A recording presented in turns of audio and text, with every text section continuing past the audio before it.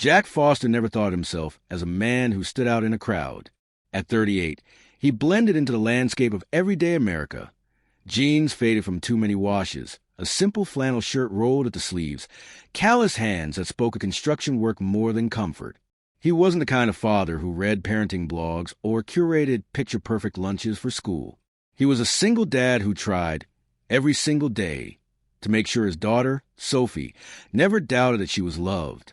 That Saturday night, the Riverview Grill smelled of sizzling burgers and butter rolls, a scent so familiar it felt like comfort stitched into the air. Families filled booths, couples clinked wine glasses, and the jukebox hummed faintly with an old country song. The kind of place where no one cared if your shoes were scuffed, as long as you tipped the waitress and smiled when she poured your sweet tea. At a corner booth sat Jack and his 10-year-old daughter, Sophie. Her plate of macaroni and cheese was already half gone, and her sneakers swung rhythmically beneath the table, never quite touching the floor. "Dad, look," she whispered, balancing a noodle on her spoon like it was a circus act. Jack leaned in, pretending it was the most serious thing in the world. "That's some top-notch balance right there.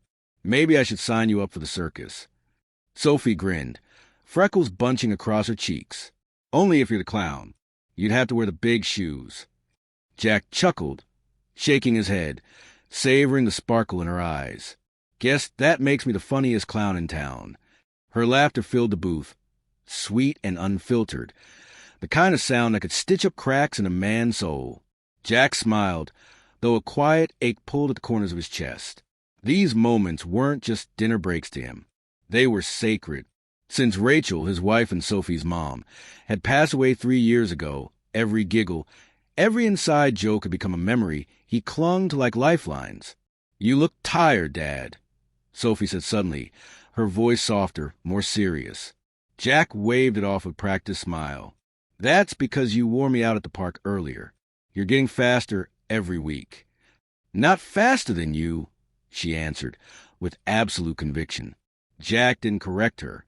He didn't mention the way his knees ached after long shifts or how exhaustion crept into his bones earlier than it used to. To Sophie, he was unstoppable, and he intended to protect that belief as long as he could. The waitress refilled their drinks. Sophie, restless with energy, leaned forward, eyes twinkling. "Can we get ice cream later?" Jack pretended to consider, stroking his chin theatrically. "Well, I don't know. Sugar this late might keep you bouncing off the walls all night." She pouted playfully, tilting her head in a way that reminded him so much of Rachel that his heart squeezed. "Please, Dad, just this once." He exhaled in mock defeat. "Some rules are meant to bend. Ice cream it is." Her cheer made half the restaurant glance over and smile. Jack watched her, warmed by the knowledge that, at least tonight, she was safe, happy, and carefree. He didn't notice, at least not right away, how quickly that feeling would shatter. Sophie was describing her art teacher's habit of mixing paint water until it looked like rainbow soup when her words faltered. Her fork froze midair. "Dad," she whispered, tugging at his sleeve. "That lady looked scared." Jack followed her gaze toward the bar. A young woman, mid-20s, sharp in a tailored charcoal suit, stood pressed against the polished wood. Her hair, pinned neatly when she walked in earlier with colleagues, now seemed unsettled, a strand falling loose across her cheek. 2 men had her boxed in, leaning too close, their voices laced with mockery that didn't sound like laughter at all. "Come on, Katie," the taller one drawled, flashing a grin all teeth and no warmth. "1 drink won't kill you." The second man blocked her path to the exit, smirking as if he owned the space. "Unless you think you're too good for us now. What's the matter? Mitchell and Barnes too fancy for your old friends." The woman's voice was steady, but her eyes betrayed tension. "I said no. Step aside." Jack's stomach tightened. He glanced around the restaurant. People had noticed. He saw in the stolen glances, the way diners bent over menus they weren't reading, how the bartender suddenly found something fascinating at the far end of the counter. The staff exchanged nervous looks but didn't intervene. The silence was louder than the jukebox. "Why isn't anyone helping her?" Sophie whispered. Jack looked down at his daughter. Her small fists clenched against the table, her brown eyes wide, searching, already expecting. If no one else would move, her father would. Jack sat back, his burger half-eaten, napkin folded neatly in his lap. Inside, something stirred, a voice he hadn't heard in years. The voice that steadied him through sandstorms and gunfire, that once swore to defend those who couldn't defend themselves. He leaned closer to Sophie. "Stay right here, sweetheart. Don't move until I come back." Her lips parted, protest trembling on the edge, but she stilled at the firmness in his tone. She nodded, gripping the edge of the table like an anchor. Jack rose, pushing his chair back with calm precision. At the bar, the taller man's hand brushed against the woman's sleeve. She pressed against the wall, eyes darting around the room, silently pleading. No one met her gaze. No one, except Jack. He crossed the distance without rush, without hesitation. There was nothing flashy about the way he moved, but something about his posture, shoulders squared, steps deliberate, commanded attention. "Excuse me, gentlemen," Jack said, voice low but unshaken. The lady asked to be left alone. The woman, Catherine Mitchell, he recalled hearing earlier, exhaled, disbelief flickering across her face. Someone had finally stepped forward. The taller man straightened, irritation sharpening his tone. "Mind your own business, buddy." Jack angled his body, creating space between Catherine and the men. His stance was protective but measured, steady without theatrics. I think she was clear enough. For a moment, the restaurant seemed to hold its breath. Conversation stalled, forks hovered midair, and every eye shifted toward the confrontation. The second man smirked, jabbing a finger at Jack's chest. "And who are you supposed to be? Her boyfriend? Her babysitter?" Jack didn't flinch. He didn't rise to the bait. Calm, immovable, he repeated, "She said no." The words cut through the tension like glass, snapping underweight. Catherine's eyes darted between them, panic edging her composure. Around the room, patrons still avoided getting involved, though now their silence buzzed with nervous energy. Sophie, across the restaurant, sat rigid in her seat, watching her father with fearful awe. The taller man's smile wavered. He studied Jack more carefully, eyes narrowing. "You military?" Jack's jaw tightened. He hadn't expected a question, but his stillness gave him away. "Was," Jack answered simply. "Marines, hell-manned." The man muttered, posture shifting unconsciously, respect tangled with irritation. "SEAL," Jack replied. The single word dropped like a stone in still water. Whispers rippled through nearby tables. The man's smirk faltered completely. His friend bristled, anger rising. "Oh, we've got a hero here. Think you can play knight in shining armor?" Jack's expression didn't change. His silence was sharper than words, a wall his opponent couldn't breach. "Go home," he said finally, his voice even, unshaken. "Sleep it off. Tomorrow you'll be glad this didn't go further." It was the wrong thing, or maybe exactly the right thing. The drunk lunged. Jack moved with instinct, sidestepping smoothly, redirecting momentum with a grip at the man's wrist and elbow. A single motion, fluid, efficient, brought his attacker down to one knee. The restaurant gasped, a collective intake of breath. "Stop now," Jack said evenly, holding the man where he couldn't rise. "Before this gets worse." Catherine's hands trembled, but her voice was steady. "He's telling the truth. They wouldn't let me leave." The manager rushed forward, stammering about misunderstandings, about regular customers. Jack didn't budge. His eyes never left the man. "You heard her. Go home. And next time a woman says no, listen the first time." The taller man pulled his friend toward the door, muttering threats under his breath. The restaurant exhaled as they left, voices slowly rising again, silverware clinking against plates as if trying to stitch normalcy back together. But nothing felt normal anymore. Jack turned back to Catherine. Her hands shook, though her chin stayed high. "Thank you," she whispered, voice raw. "I was handling it, but thank you." "You're welcome," Jack replied simply. Across the restaurant, Sophie's wide eyes locked on him. Pride, fear, and something else, something he hadn't seen before, showing her gaze. In that moment, Jack understood. Tonight wasn't just about protecting a stranger. It was about showing his daughter who he truly was, and who she could count on him to be. The restaurant had gone back to its familiar hum. Clinking silverware, laughter bubbling in patches. The jukebox playing an old Kenny Rogers tune. But Jack Foster knew the quiet wasn't real. A minute ago, the Riverview Grill had been frozen in the kind of silence people only broke once the danger passed. Now, everyone was pretending again. Pretending the confrontation hadn't happened. Pretending the two men hadn't slithered out with humiliation burning across their faces. Jack eased back toward his booth. Sophie's eyes followed him like she was watching a movie unfold. Except this wasn't a movie. It was her father, and he had just stepped into the spotlight when no one else would. "Is she okay?"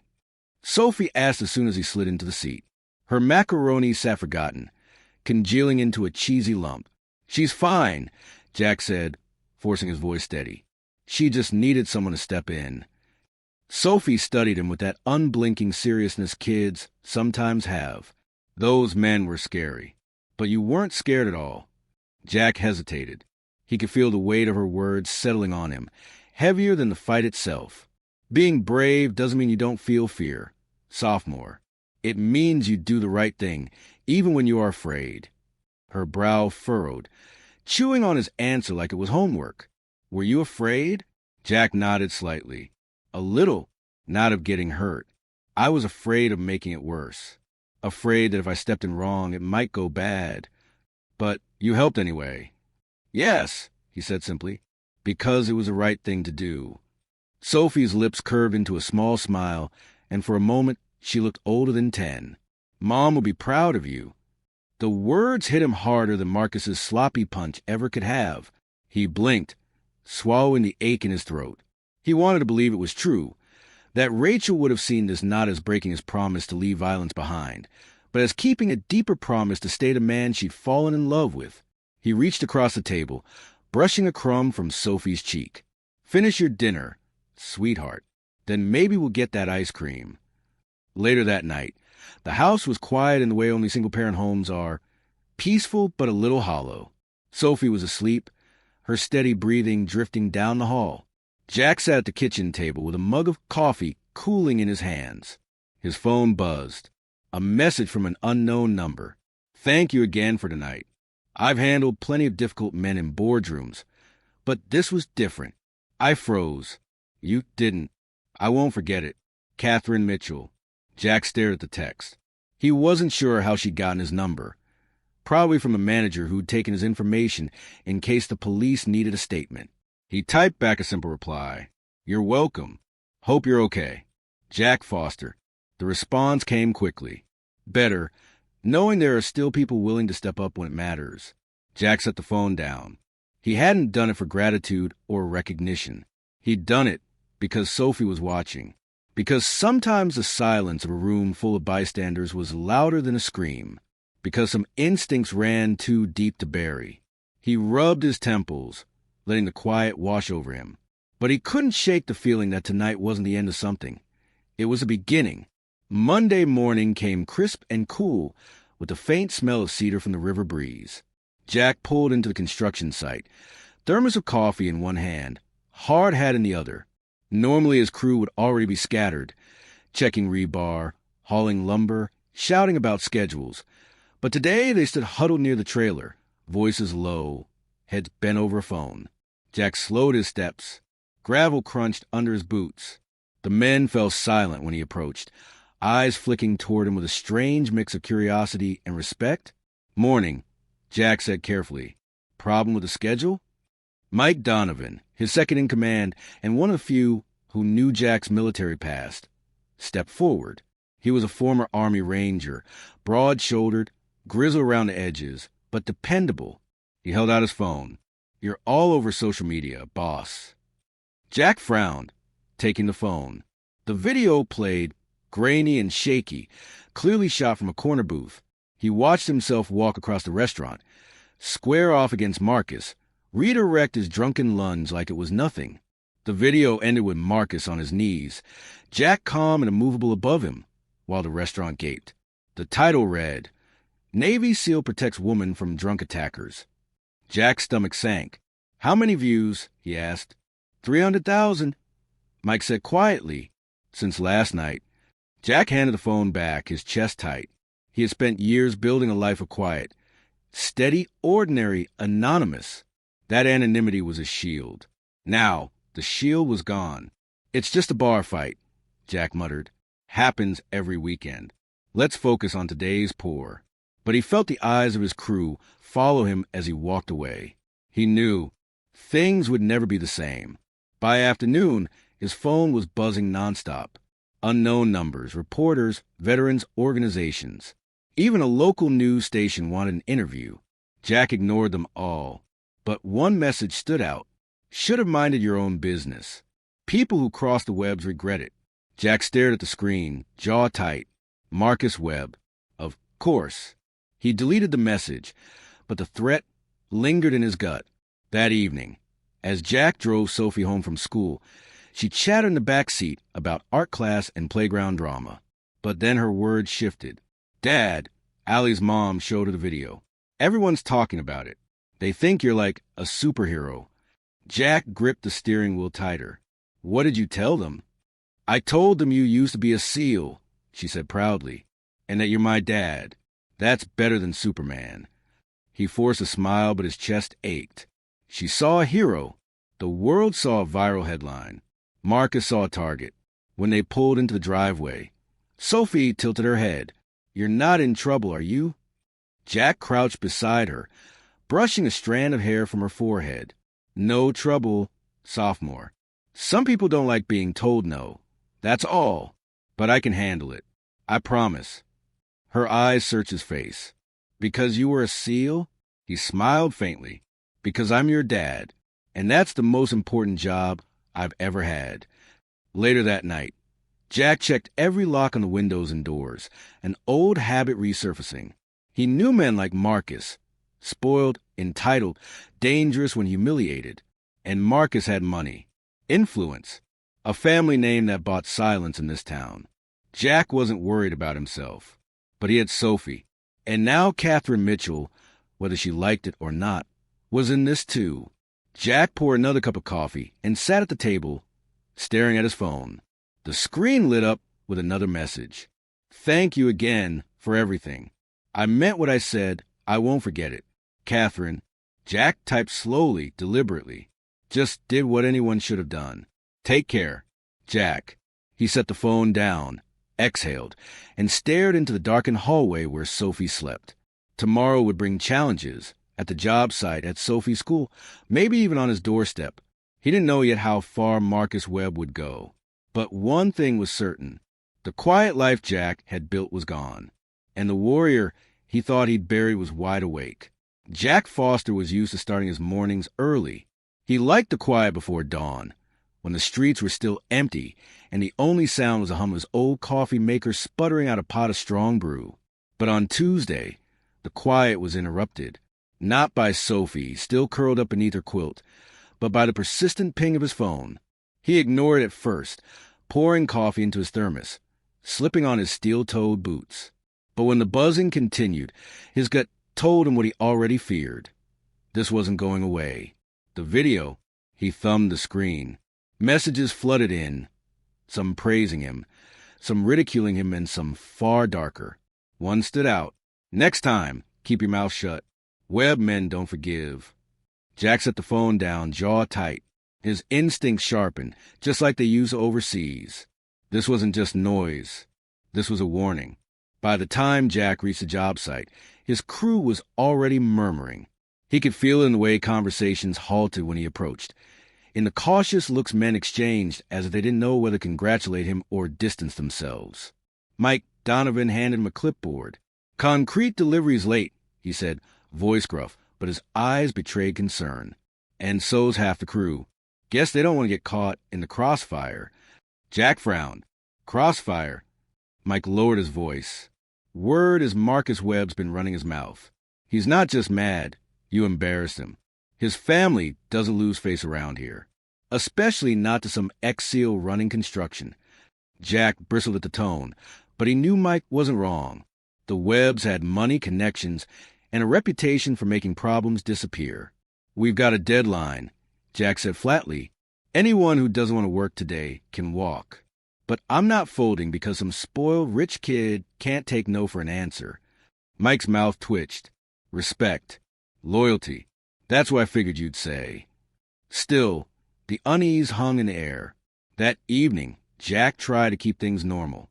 He grilled burgers on the back porch while Sophie set the table, humming a Taylor Swift song off-key. The scent of charcoal and sizzling meat should have felt comforting. But even here in his own backyard, Jack's eyes kept drifting to the fence line, ears attuned to every sound. A car door slamming down the street, a branch cracking underfoot. "Dad?" Sophie asked, catching his faraway look. He blinked back to the present. "Yeah, kiddo?" "You're jumpy." She tilted her head, concern flickering across her young face. "Is it because of those men?" Jack crouched beside her, brushing a lock of hair from her eyes. "Sometimes when people get embarrassed, they act out. But I promise you this, nobody's going to hurt you. Not on my watch." Her small hand squeezed his. "I know. You're my hero." The words were meant to comfort him. Instead, they deepened the weight pressing on his chest. The next day, Jack's fears began to materialize. Sophie's school called during his lunch break. "Mr. Foster, we just wanted to let you know there was an incident." Jack's grip on the phone tightened. "What kind of incident?" "A man was spotted near the playground fence. He didn't come onto school grounds, but he was lingering. Security approached, and he left before they got close. We're increasing patrols, but given everything online..." Jack's blood ran cold. He left the site immediately, boots pounding against gravel as he shouted to Mike to cover for him. The drive to the school blurred past. Red lights, honking horns, his knuckles white against the wheel. When he finally saw Sophie safe, sitting in the principal's office with wide, frightened eyes, relief crashed through him like a tidal wave. He pulled her into his arms, holding her tighter than usual. "Was it them?" she whispered. Jack didn't answer. He didn't want to lie. That night, after Sophie was tucked into bed, Jack sat at the kitchen table with a beer he barely touched. The house creaked around him, shadows stretching long in the corners. His phone buzzed again. A new message. "You made a mistake, Foster. Walk away while you still can." Jack exhaled slowly, the old soldier in him stirring. He'd walked away once before, promising Rachel he'd leave the battlefield behind. But the battlefield had found him again, this time on American soil, threatening the one person he loved most. He couldn't stay silent anymore. 2 days later, Catherine Mitchell walked into his life again. Jack spotted her before she saw him. Heels clicking across the gravel of the job site, dark suit impeccable despite the dust swirling around stacks of lumber. She looked out of place among hard hats and steel beams, but her stride was firm, her expression sharper than he remembered. "Mr. Foster," she called out, voice clear. He walked to meet her. Suspicion etched across his face. "Ms. Mitchell, you shouldn't be here." She folded her arms, chin high. "Neither should they. I know the Webbs. I know how they operate. If you think they'll let this go, you're wrong." Jack studied her, wary. "And what exactly do you want from me?" "I don't want anything," she said firmly. "But I can help you. I'm a lawyer, and I've seen the Webbs bury people in lawsuits, smear campaigns. Worse.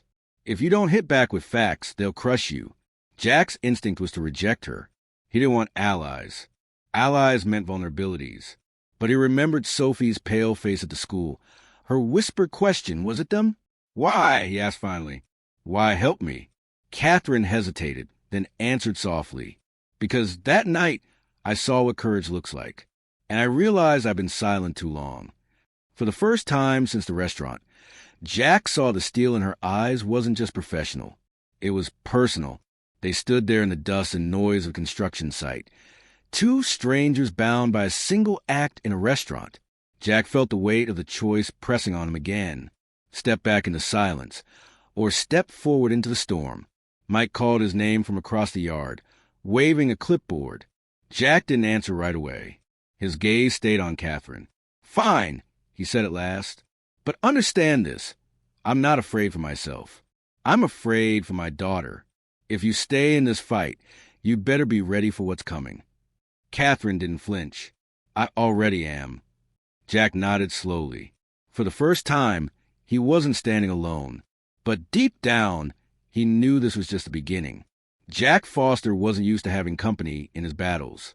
For years, he had trained himself to solve problems quietly, efficiently, without leaving a trace. Yet here was Catherine Mitchell, heels sinking slightly in the gravel, eyes burning with determination, telling him she was ready to step into the storm with him. It felt strange. Comforting, maybe, but strange. Later that evening, after Sophie was asleep and the house smelled faintly of detergent from laundry tumbling in the dryer, Jack sat across from Catherine at his kitchen table. He had agreed, reluctantly, to hear her out. The table was cluttered with paperwork, not Jack's bills or school permission slips, but documents Catherine had pulled from her sleek leather briefcase. Legal files, court records, financial statements. These are just the public cases, Catherine said, her voice calm but threaded with anger. Harassment claims settled quietly. Contractors ruined by lawsuits. Competitors bought off or blacklisted. It's a pattern. The Webbs never lose because they don't fight fair. Jack leaned back, arms crossed over his broad chest. His kitchen light flickered softly above them, the bulb overdue for replacement. And you think going through paperwork is going to stop Marcus from showing up at my kid's school? Her gaze didn't waver. I think if you want to protect your daughter long term, you can't just react. You have to dismantle the weapon they're using.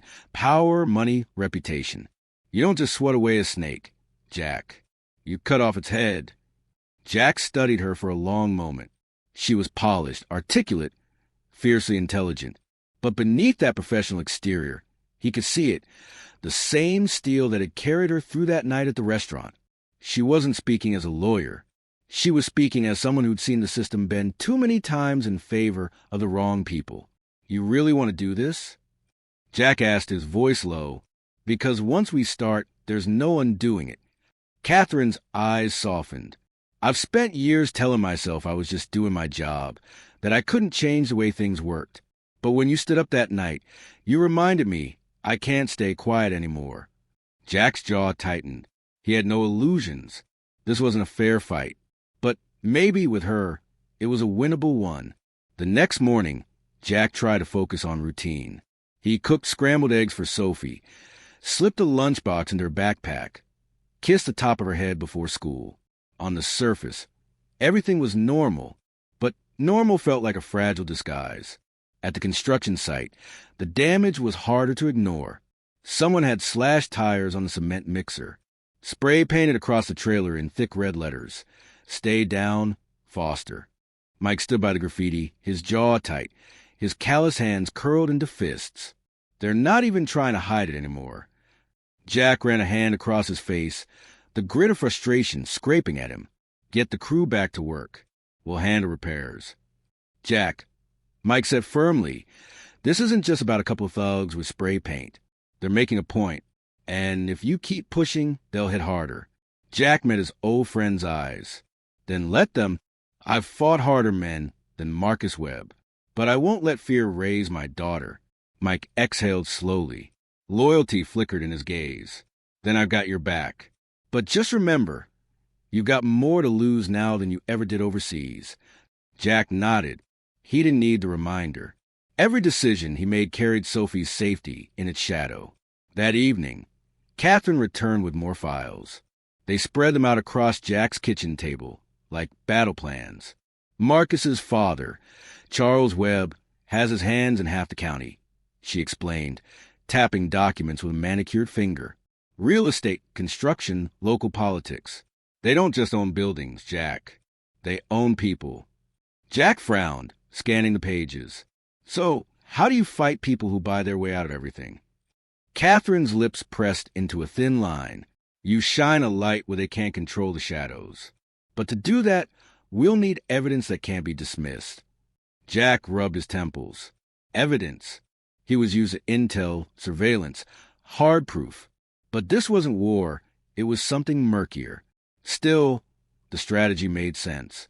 Sophie padded into the kitchen in pajamas, rubbing sleep from her eyes. Dad, are you and Miss Catherine working on homework? Jack smiled faintly, scooping her into his lap. Something like that, kiddo.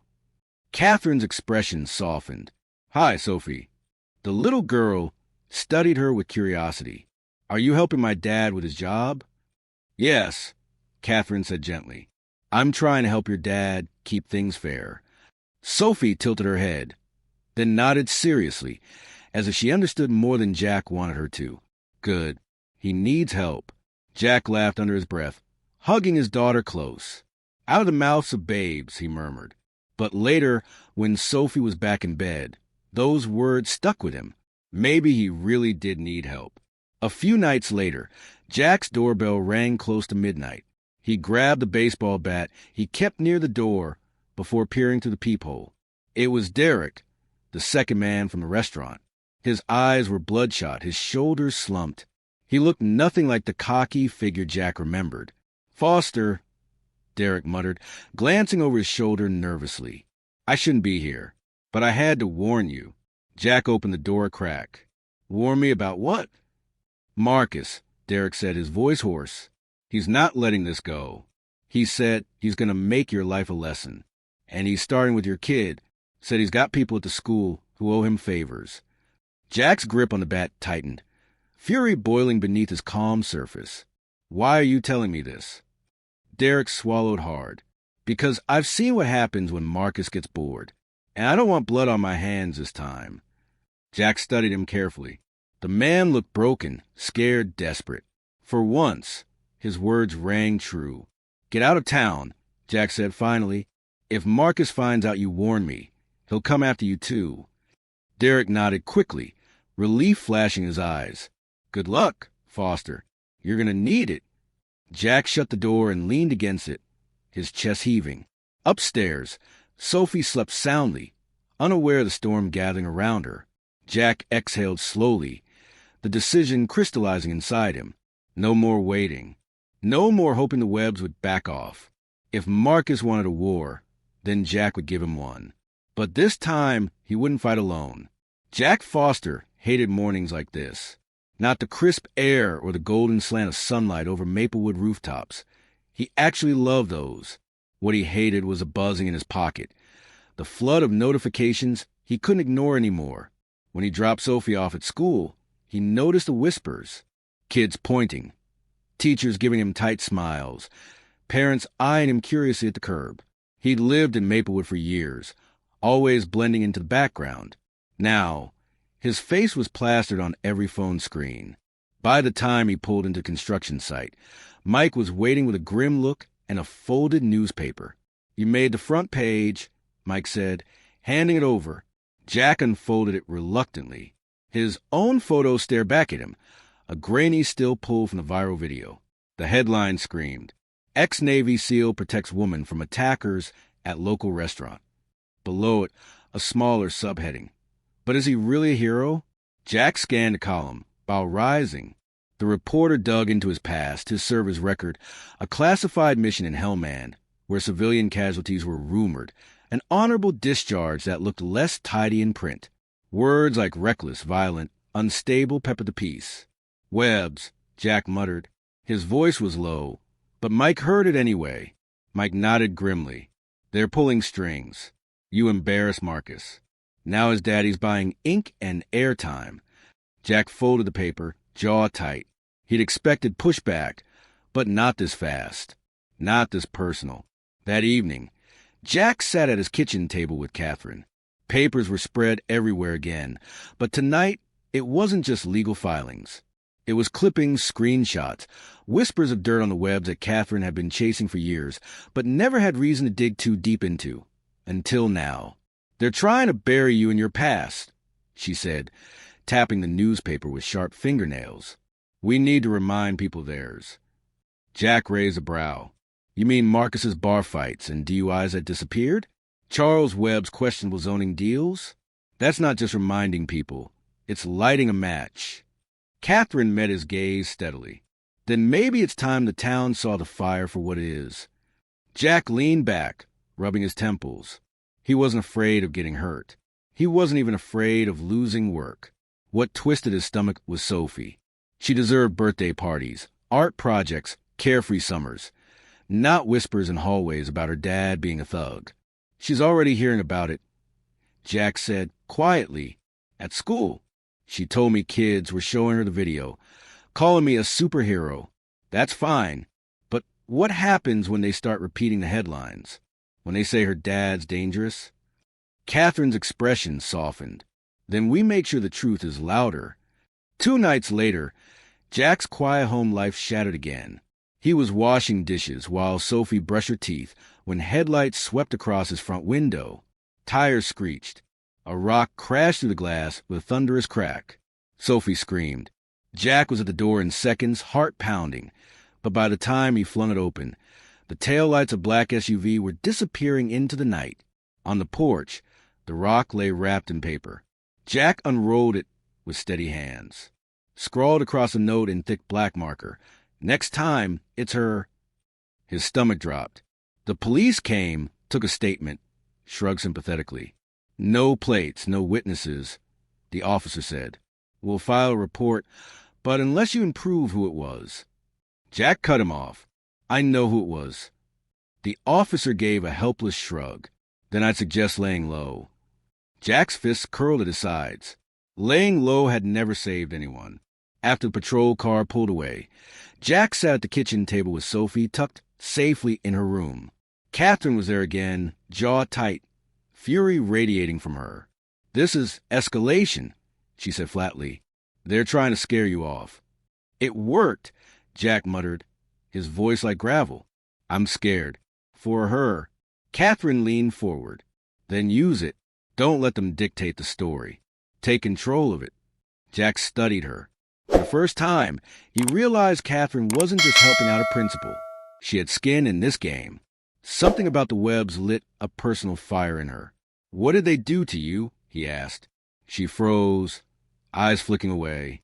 "Let's just say I know what it's like to be cornered by men who think money buys immunity. That night at the restaurant, it wasn't the first time I felt trapped." Her confession sat heavy between them. Jack recognized the look in her eyes. The same look soldiers wore after combat. Not just fear, but memory. "Then we fight," Jack said quietly. The next day, Catherine introduced Jack to an investigative journalist she trusted, a sharp, relentless woman named Dana Price. "Off the record," Dana said, voice quick and cutting, "I've been sniffing around the Webbs for years, but no one's ever willing to talk. You've got credibility. Foster. You've got a story people care about. Pair that with documentation Catherine's gathering, and we might finally crack this open." Jack's instinct was to recoil. Talking to the press was a battlefield he didn't understand. But Dana's intensity reminded him of men he'd trusted overseas. Relentless, mission-driven, unwilling to accept defeat. "What do you need?" Jack asked. "Proof," Dana said simply. "Paper trails, witnesses, anything that doesn't vanish under a lawyer's hand. Give me that, and I'll give you sunlight." Jack glanced at Catherine. She gave a slight nod. It was risky, but what choice did he have? That night, Sophie crept into his room, clutching her worn-out stuffed rabbit. "Dad," she whispered. Jack lifted the covers, and she crawled in beside him like she had when she was little. Her small body trembled. "I'm not scared," she whispered fiercely, though her voice cracked. "I just don't want you to be scared either." Jack pulled her close, kissing the top of her head. "I'm not scared," he said, though his heart thundered. "I'm angry. And sometimes anger is what makes us strong enough to fix what's broken." She looked up at him with wide, trusting eyes. "Then fix it." Her words echoed in his chest long after she fell asleep. By the weekend, Jack and Catherine had a plan. Catherine would keep digging through legal files, unearthing every suppressed case against the Webbs. Jack, with Dana's guidance, would start talking to people who'd been silenced. Small business owners, ex-employees, anyone who'd been crushed under the Webbs' weight. It wasn't the kind of battle Jack had trained for. There were no rifles, no sandbags, no clear enemy line. But it was still a war. And this time, the stakes weren't medals or promotions. They were his daughter's safety, Catherine's dignity, and the truth of a town too long held hostage by a powerful family. Jack sat at his kitchen table late that night, the house dark and quiet. He scribbled notes in a battered notebook, his handwriting messy but determined. In another life, he'd planned raids with maps and drone footage. Now, he was planning interviews, documents, and testimonies. Different weapons. Same mission. Protect the innocent. Expose the corrupt. He glanced down the hallway where Sophie slept. Safe for now. Tomorrow, the real fight would begin. Jack Foster wasn't used to planning wars with coffee mugs and manila folders instead of rifles and maps. But here he was, hunched over his kitchen table again. The wood surface was scarred with years of family dinners, science projects, and spilled juice boxes. Now it looked like a command center. Papers were spread everywhere. Legal filings, receipts, old news clippings. And Catherine Mitchell sat across from him, her blazer tossed over the back of a chair, sleeves rolled up, hair tied back like she was gearing for battle. "This one," she said, tapping a faded photocopy with a neatly manicured finger. "Zoning contract, 2018. Webb Construction won the bid, even though their offer came in higher than 3 competitors. There's no logical reason, unless someone was paid off." Jack leaned closer, squinting. "You can prove that." "Not yet." Catherine's lips pressed into a line. "But if we connect this to financial records or testimony from the companies that lost out, it paints a picture. Corruption doesn't have to be proved with one bullet. It's a mosaic." Jack smirked faintly. "I like that. A mosaic of dirt." Catherine almost smiled, then caught herself, straightening again. "We'll need witnesses. People willing to talk." Jack leaned back in his chair, exhaling through his nose. "That's the hard part. Webbs don't just buy contracts. They buy silence." Her eyes locked on his. "Then we find the ones who are too tired to stay quiet." The next afternoon, Jack drove out to the edge of town, his pickup rattling over potholes. Catherine sat in the passenger seat, a legal pad balanced on her lap. Their destination was a Shutter hardware store, its paint peeling, its windows covered in brown paper. "Mr. Landry," Catherine explained, "owned this place for 20 years until Webb Construction opened their megastore 3 blocks away. He tried to fight the zoning, but his permits kept getting lost. 6 months later, he shut down." Jack parked out front. The air smelled faintly of motor oil and dust. They stepped out, crunching over gravel, until an older man appeared from around back, wiping his hands on a rag. His hair was gray, his frame wiry but strong. "Don't need anything," he called out warily. Catherine stepped forward. "Mr. Landry? My name's Catherine Mitchell. This is Jack Foster. We're not selling anything. We just want to talk about what happened to your store." The man stiffened. "I've said my piece. Doesn't change anything." Jack approached slowly, his voice steady but warm. "I know what it's like to get steamrolled by people who think they're untouchable. I also know staying quiet just makes them stronger. You don't owe them that." Landry studied Jack carefully. Recognition flickered in his eyes. "You're the guy from the video. The one who put Marcus Webb on his ass." Jack shrugged lightly. "That's me." A slow smile tugged at Landry's mouth. "Maybe I do have something to say." Inside the dusty store, Landry poured coffee into chipped mugs and told his story about inspectors who showed up weekly, citing violations that didn't exist, about deliveries delayed mysteriously until his shelves sat empty, about a banker who suddenly called in a loan after decades of loyalty. "They broke me without ever laying a hand on me," Landry said bitterly, "and everyone knew who was pulling the strings." Catherine scribbled furiously on her pad. "Would you be willing to go on record?" Landry hesitated, staring into his mug. "What good will it do? They'll just come after me again." Jack leaned forward.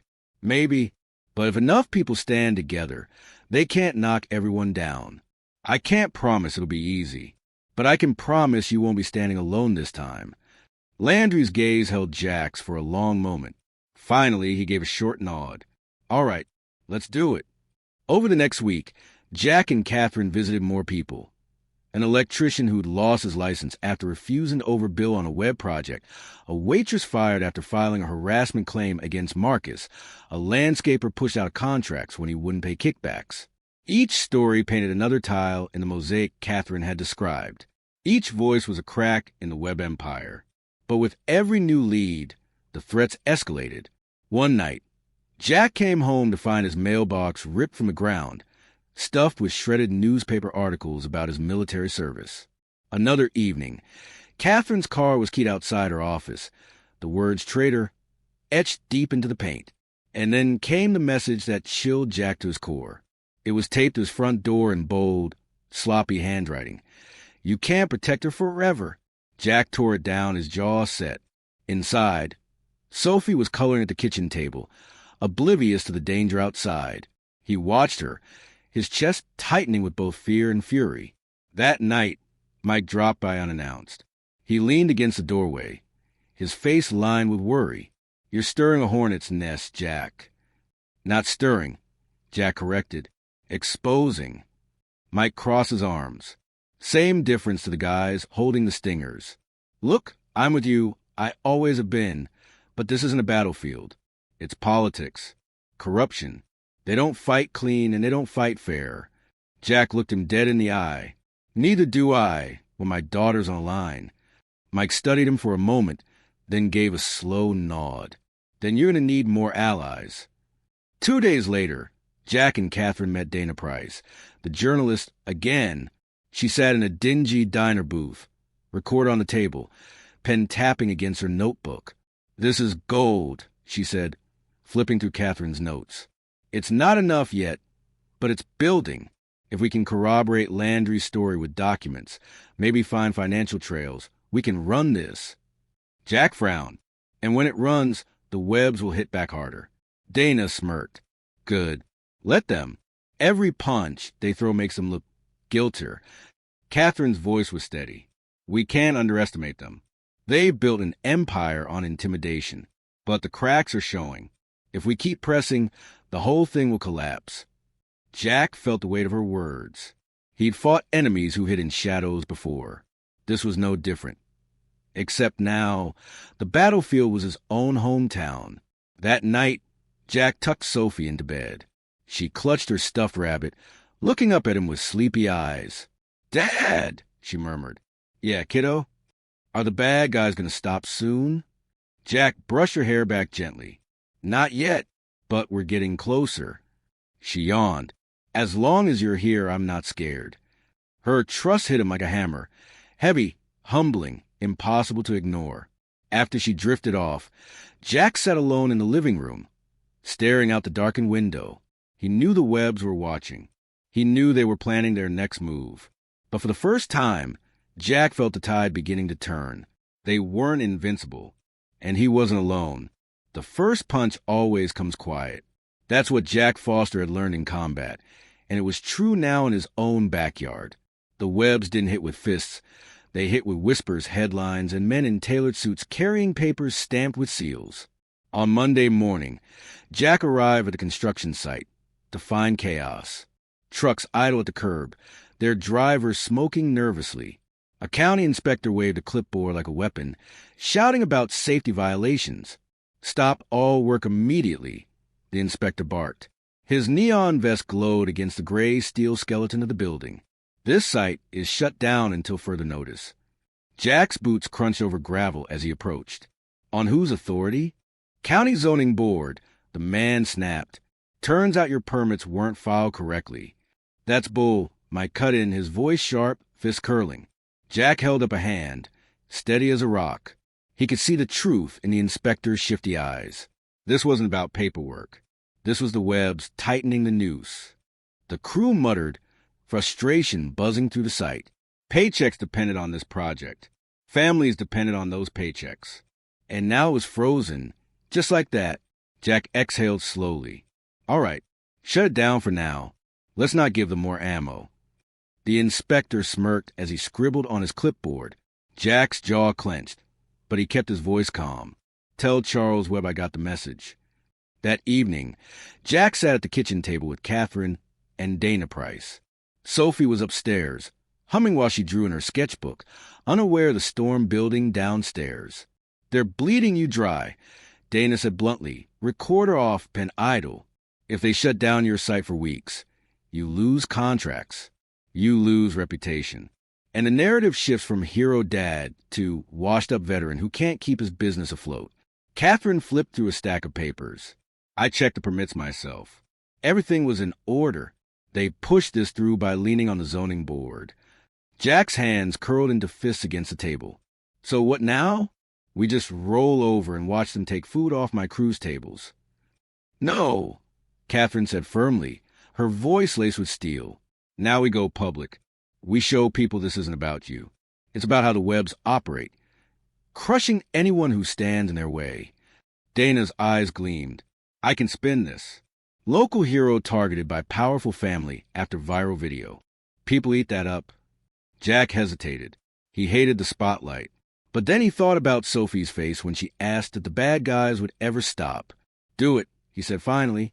Run it. The story hit 2 days later. Dana's article spread across local news sites, then regional outlets. The headline blared, "From Hero to Target, How the Webb Family Silences Maplewood." It detailed Landry's story, the electrician's lost license, the waitress's harassment case, all tied together with the current attack on Jack's construction site. It painted a picture of a dynasty rotting from the inside. By nightfall, Jack's phone buzzed nonstop. Messages poured in, strangers offering support, old army buddies telling him to keep fighting, parents from Sophie's school thanking him for standing up. But buried among them was another message, cold and precise. You cross the line. Next time, we won't use rocks. Jack stared at the screen, his chest tight. He deleted it before Sophie could see. The retaliation came faster than he expected. On Thursday, as Jack pulled up to Sophie's school for pickup, he noticed a black SUV idling across the street. Tinted windows, engine running low. His gut clenched. When Sophie skipped toward the truck, backpack bouncing, the SUV's door cracked open. A man in a suit leaned halfway out, smirking. Cute kid, the man called, voice dripping menace.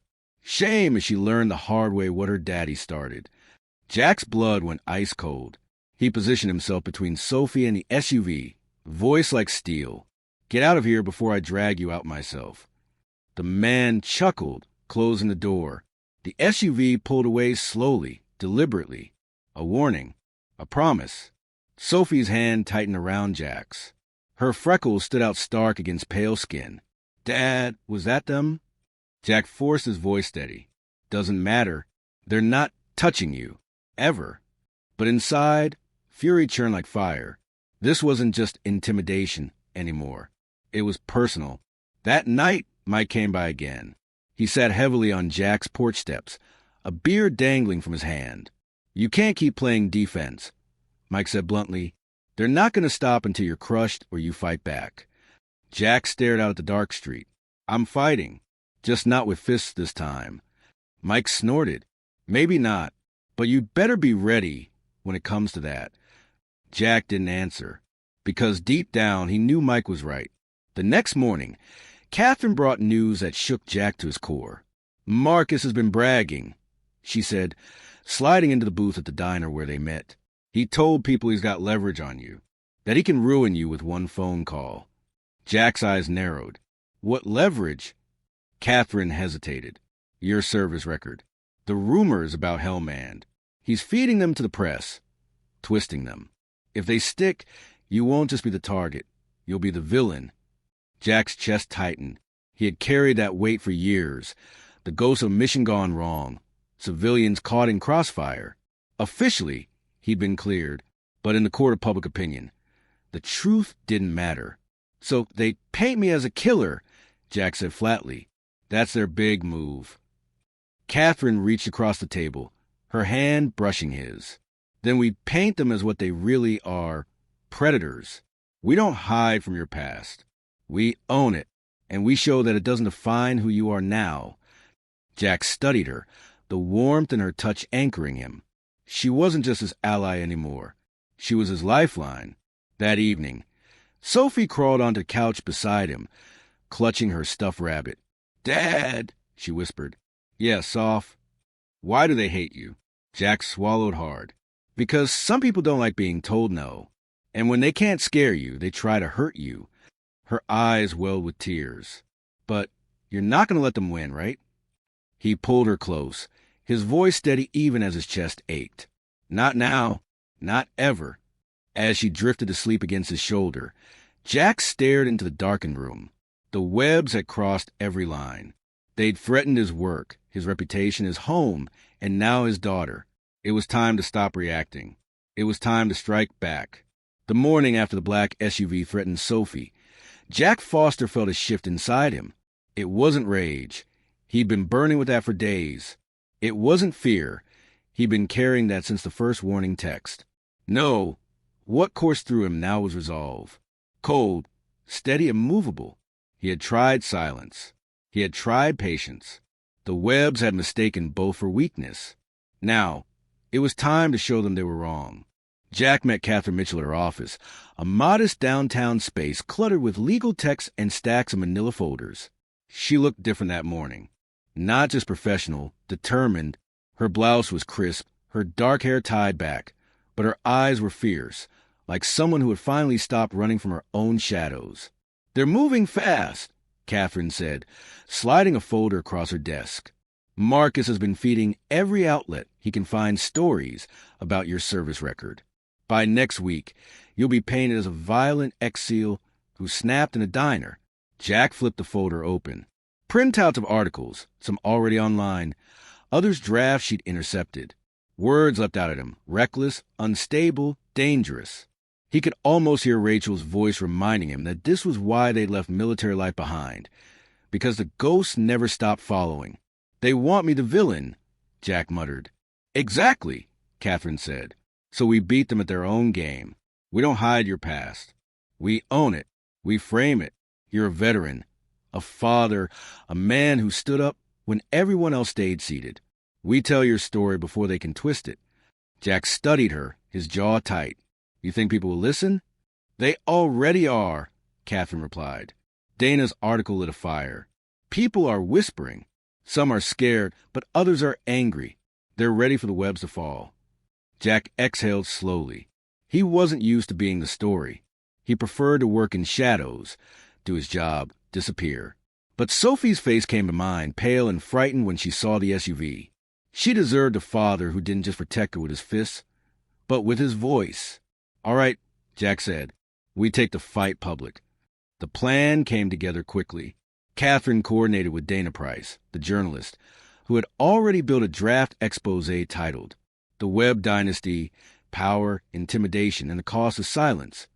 It tied together testimonies from Landry, the electrician, the waitress, and half a dozen others. Jack's story wasn't the centerpiece. It was the spark. The true weight came from the mosaic of voices Catherine had mentioned weeks before. Dana leaned across the diner booth where they met, her eyes sharp behind wire-rimmed glasses. "This won't just ruffle feathers. It'll blow the roof off. But you need to understand, once it's out, there's no putting it back in the box." Jack nodded. "Good. Let them come. I've lived in worse storms." Meanwhile, Jack began reaching out to old contacts, men and women he'd served with, people who trusted him. Some were cops. Some were local business owners. One was even a state legislator who'd shared a foxhole with him years ago. "Webbs are dirty," Jack told him. "I've got proof, but I need backing when this hits." The responses varied, some cautious, some fierce, but more than a few agreed. Quietly, steadily, Jack was building something he hadn't expected. A coalition. Of course, the Webbs didn't sit idle. On Thursday evening, Jack returned home to find a foreclosure notice taped to his front door. His mortgage company, conveniently tied to a bank where Charles Webb sat on the board, had reevaluated his loan status. Sophie found it before he did. She held the paper in both hands, her eyes wide. "Dad, are we losing the house?" Jack crouched beside her, taking the notice gently. "Not a chance. They're just trying to scare us." "But what if—" He cut her off, pulling her close. "Listen to me, sophomore. This is our home. No one's taking it. Not while I'm here." She buried her face in his chest. Jack's heart ached, but his resolve hardened even more. That night, Catherine arrived with a USB drive. "What's this?" Jack asked, sliding it into his laptop. "Proof," she said simply. On the screen appeared scanned invoices, kickbacks disguised as consulting fees, payments routed through shell companies, zoning board approval signed hours after Webb family donations landed in campaign accounts. Jack whistled softly. Where did you get this? Catherine hesitated. Let's just say an old colleague decided he'd had enough of covering for them. Jack looked up, his expression serious. This is dynamite. Exactly, Catherine said. And Dana's ready to light the fuse. 2 nights later, they met Dana in a quiet parking lot, exchanging files like operatives. She plugged a USB into her laptop, her eyes widening as she scrolled. This isn't just corruption, she said. This is racketeering. Fraud. If we package this right, it won't just be a story. It'll be an investigation.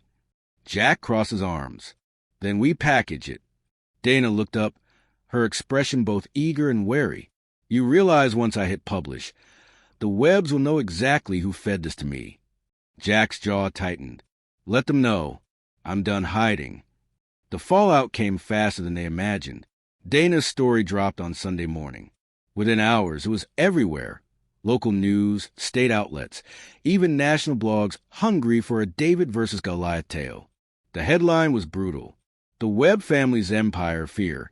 Leaked documents expose corruption at every level. Screenshots of invoices. Testimonies from victims. Even photos of Marcus's sealed arrest records that had mysteriously disappeared. It was all there, laid bare.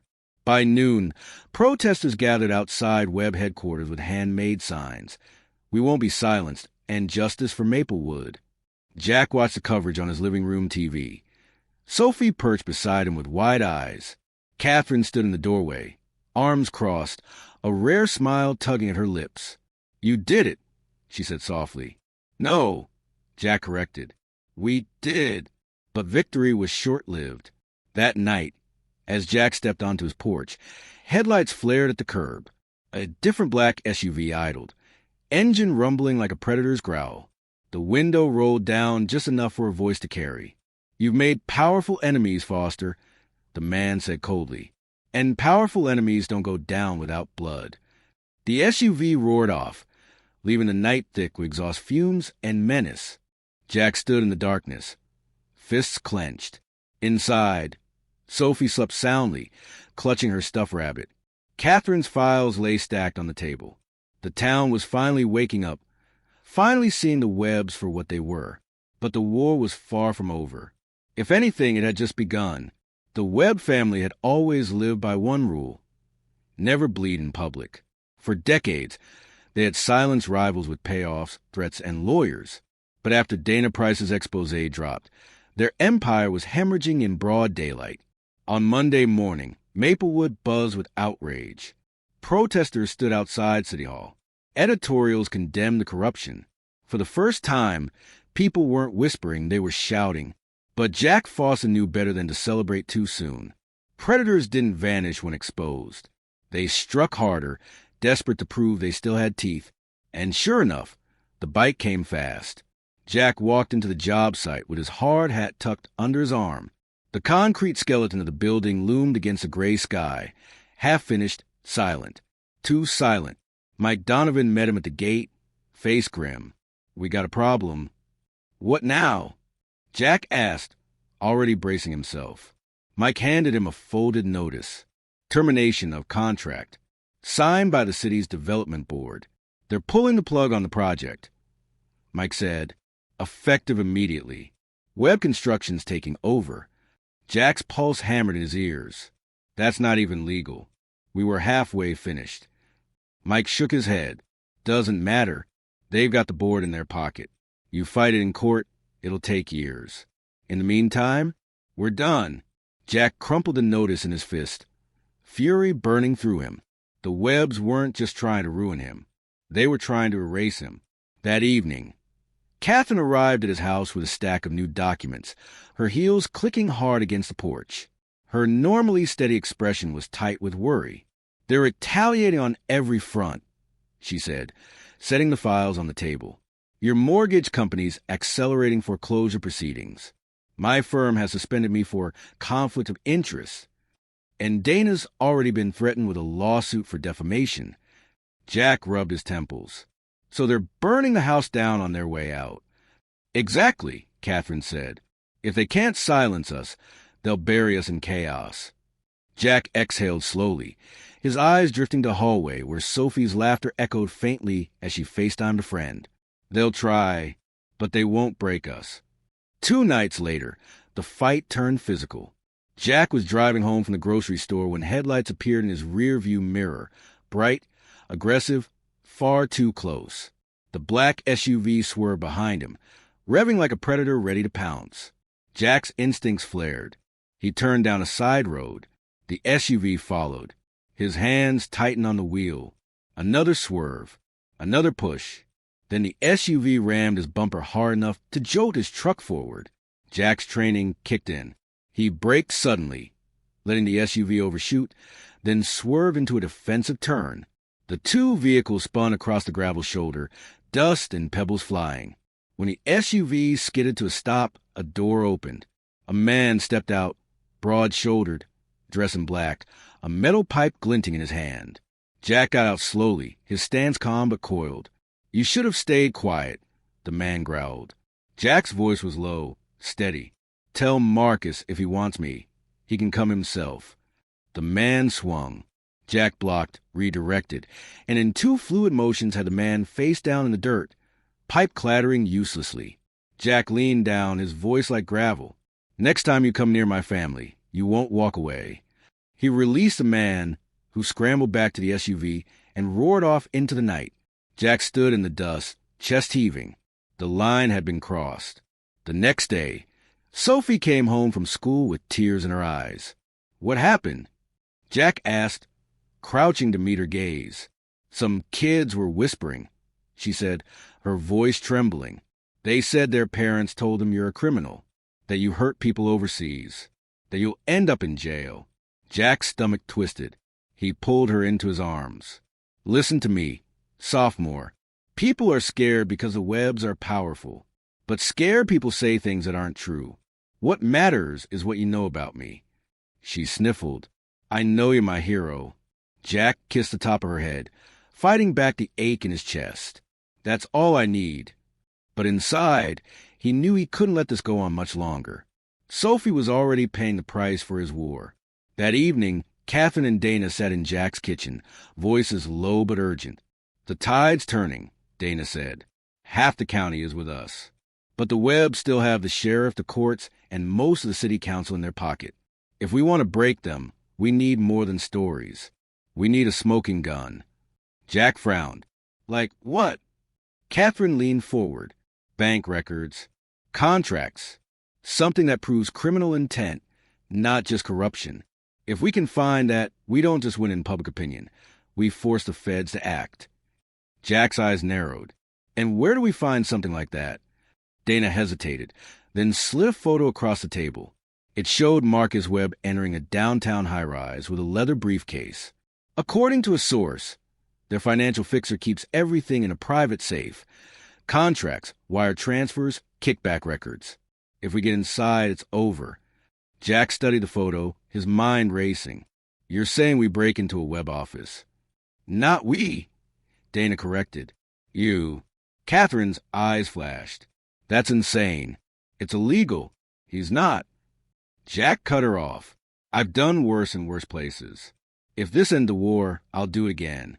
Catherine's voice rose, sharp with fear. "Jack, this isn't combat. This is your hometown. If you're caught..." Jack met her gaze, steady and unflinching. "If I don't..." Sophie grows up under their shadow. "That's not an option." Silence hung heavy. Then Catherine exhaled shakily. "Then we do it smart. No cowboy moves. We planned this right." That night, after Sophie fell asleep, Jack stood at her bedroom door, watching her chest rise and fall. She looked peaceful, her stuffed rabbit tucked under her chin.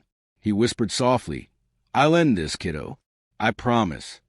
Because now, it wasn't just about survival. It was about justice. And Jack knew the final battle was coming. Jack Foster had spent most of his life preparing for battles on foreign soil. He never imagined his last mission would be fought in his own hometown, with a daughter to protect, neighbors to defend, and a corrupt dynasty standing in his way. But that's where he was now, and there was no turning back. Catherine spread blueprints across Jack's kitchen table, the same table where Sophie had done countless school projects. Tonight, it looked like a war map. Dana Price sat nearby, her recorder shut off, her pen tapping anxiously. "This is the building," Catherine said, pointing to the high-rise downtown. "Marcus keeps an office on the 14th floor. According to Dana's source, that's where the safe is."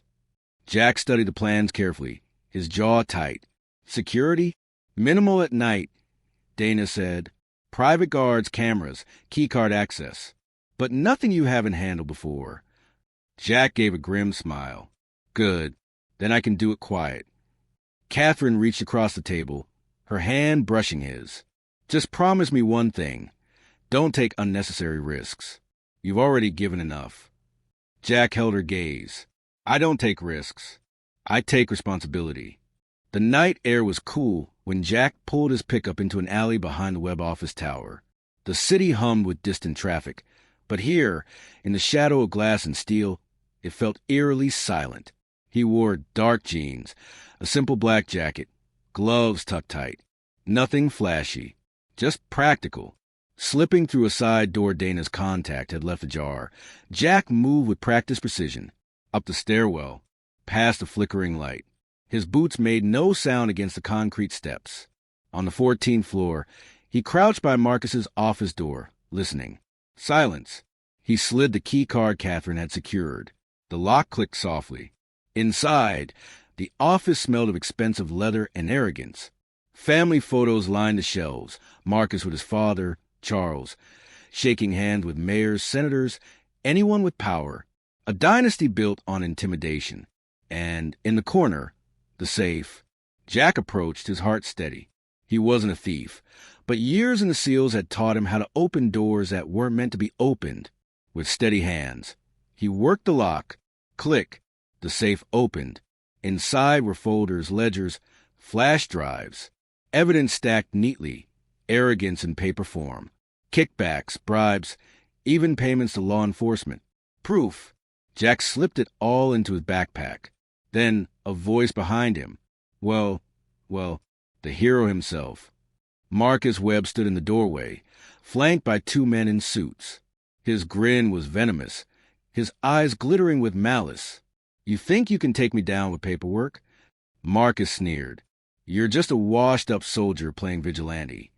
Jack turned slowly, shoulders squared, calm as stone. "No, I'm a father, and you made the mistake of threatening my daughter." Marcus's smirk faltered. The two men advanced. Jack moved fast. A strike, a twist, a sweep, efficient, controlled. Within seconds, both were on the ground, groaning in pain. Marcus backed up, his bravado cracking. You can't touch me. My family owns this town." Jack stepped closer, his voice low, dangerous. "Not anymore." He slung the backpack over his shoulder and walked past Marcus, leaving him trembling in his own office. The next morning, Dana Price's story went live. This one wasn't whispers or testimonies. It was hard evidence. Scans of documents, copies of wire transfers, recordings Catherine had authenticated. The headline thundered across every screen in Maplewood. Webb family exposed. Documents revealed decades of corruption. The fallout was immediate. Federal investigators stormed Webb headquarters. Protesters doubled, then tripled outside City Hall. News vans clogged downtown streets. By noon, Charles Webb had been taken into custody. By evening, Marcus was under investigation for harassment and fraud. And Jack? He stood on his porch, Sophie's hand in his, watching neighbors honk and wave in support as they drove by. For the first time in weeks, he allowed himself to breathe. That night, Catherine came over with takeout cartons and a tired smile. "You did it," she said softly. Jack shook his head. "We did it. Landry, the others, Dana. You." He glanced at Sophie, curled up on the couch with her stuffed rabbit, finally smiling again. "I just did what I had to do." Catherine's eyes glistened. "That's what makes you different, Jack. Most people wait for someone else to stand up. You didn't." Jack's chest tightened, but this time it wasn't with anger or fear. It was something lighter. Hopeful, he raised his glass of sweet tea. To never staying silent. Catherine clinked hers against his. To never staying silent. Later, as Jack tucked Sophie into bed, she whispered, "It's over now, right, Dad?" He brushed her hair back gently. "Yeah, kiddo, it's over." Her eyes closed, peaceful for the first time in too long. Jack lingered by the door, watching her sleep. He thought of Rachel, of the promise he'd made to leave violence behind, and how in some ways he'd broken it. But he also thought of the promise he'd kept, to protect, to stand up, to show Sophie what courage looked like. And for the first time, he felt at peace. The next morning, Maplewood felt different. The air lighter, the town freer. The web shadow was gone. Jack stood on his porch, coffee steaming in his hand, watching Sophie chase the neighbor's dog across the yard. Catherine joined him, her arm brushing against his. "What now?" she asked softly. Jack smiled faintly. "Now, we live." For once, that was enough. Sparkle's audience question. If you were in Jack's shoes, facing powerful enemies, knowing the risk to your family, would you have stepped into fight or stayed silent?